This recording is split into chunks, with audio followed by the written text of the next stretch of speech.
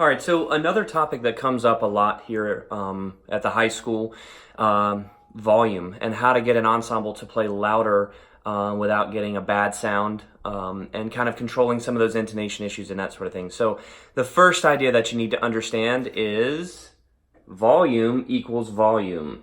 That's what I like to preach. You need a lot of air to get a lot of sound. And so with that being said, most of the time, the issues that come up with trying to control volume is actually centered here at the aperture.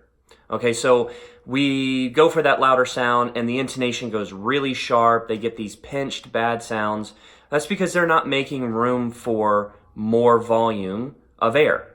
Okay, so you have to think about really opening this space here to allow more sound to come out, and most importantly, more space here. The size of your aperture has nothing to do with range. The size of the aperture has everything to do with volume. So if you want to play a high note soft, that aperture has to be tiny. If you want to play a low note soft, that aperture has to be the same size. It's just going back to that idea of making sure that the direction and the speed are correct in order to ensure that you're on the right note. So when you're working on volume, you have to think about taking that aperture from, say, this soft pianissimo setting here to like a more fortissimo setting here. And to do that, the kids really have to know how to relax into that bigger sound. So that would be probably the first step in making sure that all of that sound is getting out and not causing that intonation to run sharp. Secondly would be the attack that goes along with it. I find that a much firmer, harder attack is going to work better with the much bigger sound. So think about like if your sound intensity is here, the attack intensity has to be there as well. Otherwise, you start to get sort of that rounded, blossomed sound.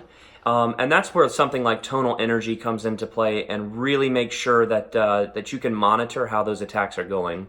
The only thing with tonal energy, though, is it's kind of hard to see the ensemble sound on there sometimes.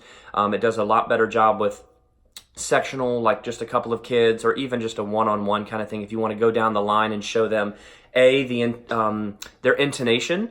You can also use the wave analysis to show them sort of like how their pitch is steady or not steady. And if you also use that analysis, you can actually see the attack and make sure that it has a firm attack and a brick kind of sound. That's one of my favorite tools for ensuring that they're giving us a proper sort of left edge, as we would call it, attack there with that really good flat line.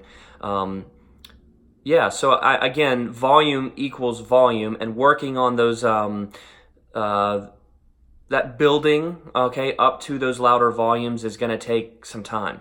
I know that it has been something we have worked steadily on for the past 4 years or so, of making sure we can get that bigger sound without getting a bad sound. You know, at some point you are going to cross that threshold where the sound is going to get bright. The instrument can only handle so much. The mouthpiece can only handle so much. And the sound will get brighter, brassier, and that's not a bad thing. You just want to make sure that it's not happening too early on.